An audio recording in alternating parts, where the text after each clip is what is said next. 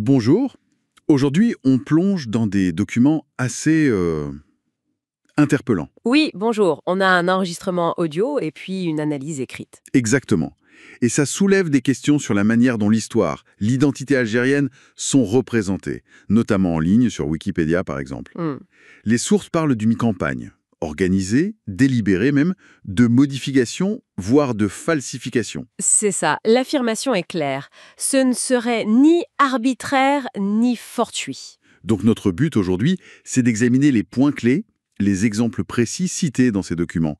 On va s'en tenir strictement à leur contenu, hein. Oui, on analyse ce qui est dit. Alors, euh, l'affirmation centrale, c'est cette tentative organisée de réécrire certains aspects de l'histoire algérienne. Il y a un exemple qui est donné, assez frappant, sur une figure historique. Absolument.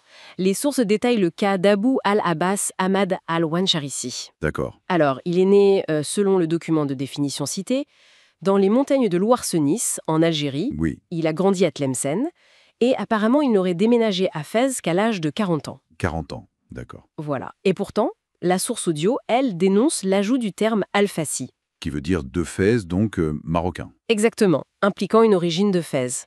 Cet ajout aurait été fait dans la préface d'une réédition de son œuvre majeure, Al-Meyar al-Mourib.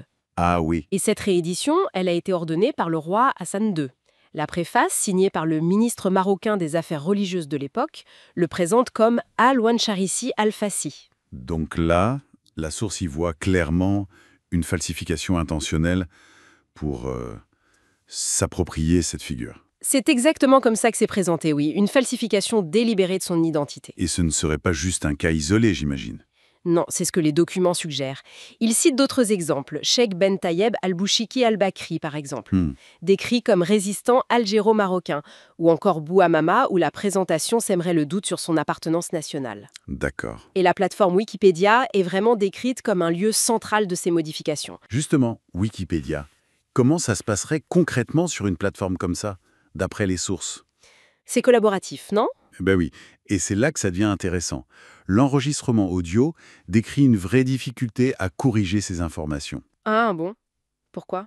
Apparemment, les modifications seraient soumises à révision, et potentiellement par des utilisateurs qui ont un grade, une autorité plus élevée sur la plateforme. D'accord, une sorte de hiérarchie d'utilisateurs? Voilà. Et l'orateur suspecte que ces contrôleurs pourraient être marocains, ou en tout cas alignés. Il parle d'une possible guerre d'édition, Guerre d'édition? oui, où l'ancienneté, l'activité sur la plateforme, donne plus de pouvoir pour maintenir une version spécifique de l'information, même si elle est contestée. C'est fascinant comme mécanique. Et un peu inquiétant aussi, cette idée de lutte d'influence sur une encyclopédie ouverte. Tout à fait. Les sources, elles abordent aussi un traité historique. Et là, ça devient... Vraiment intéressant selon elle. oui, le traité de la Lamagna de 1845, C'est ça. signé entre la France et le Maroc. La source audio critique une narration qu'elle attribue à des voix marocaines qui présenteraient ce traité comme une sorte d'extorsion par la France. Une extorsion où le Maroc aurait perdu des territoires au profit de l'Algérie française? C'est ça l'idée critiquée. Mais là où ça coince, selon l'orateur, Oui, il y aurait une contradiction. c'est ce qu'il souligne. Il pointe que le même type de source affirmerait plus loin que certaines tribus, les Amiens al-Jamb, Al-Amour, sont considérées comme marocaines selon l'accord de l'Ala-Magna. Attendez. Donc d'un côté, le traité fait perdre des terres au Maroc. Oui, Et de l'autre, ce même traité confirmerait que les tribus sur ces terres sont marocaines.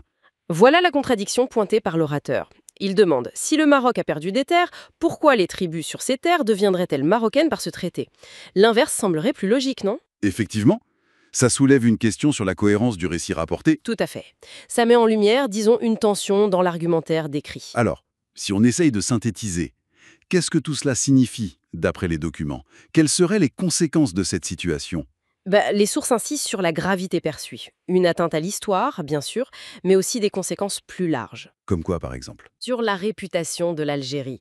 Elle cite un incident avec un blogueur américain qui se serait basé sur des infos erronées trouvées en ligne. Ah oui, Et puis, potentiellement des impacts sur la sécurité, sur l'identité nationale.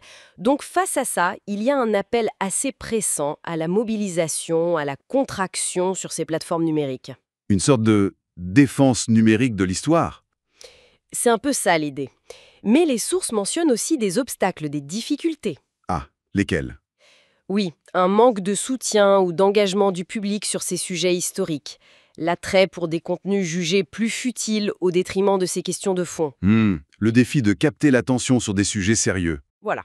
Et puis, l'idée que l'action individuelle, elle a ses limites. Que seule une sensibilisation majeure, menée par l'État, dès l'école peut-être, pourrait être vraiment efficace. Parce que l'État, lui, aurait les moyens nécessaires face à ce qui est décrit comme une campagne organisée. D'accord, donc une réponse qui devrait être structurée, institutionnelle, selon ses sources. C'est la suggestion qui ressort, oui. Bon, eh bien on a fait un bon tour, je crois. On a exploré ces allégations telles qu'elles sont présentées dans les sources qu'on avait, cette potentielle altération systématique de l'histoire et d'identité algérienne en ligne, Oui, avec des exemples précis comme Alouane Charessil, le traité de l'Alamagna. et les mécanismes décrits sur Wikipédia, cette idée de guerre d'édition. C'est ça, ces documents, au fond, ils mettent en lumière une lutte pour le récit historique dans l'espace numérique. C'est assez révélateur de notre époque. Absolument. Et ça invite à réfléchir, je trouve. Quelle est l'importance de l'évaluation critique des sources? Et quel est le rôle des gardiens de l'information, si on peut dire, sur ces plateformes, que tout le monde consulte? Surtout quand il s'agit d'identité nationale, d'histoire, des sujets sensibles. Précisément, qui contrôle le récit? Comment s'assurer d'une information fiable? C'est une question vaste et importante, je pense. Une question à méditer peut-être.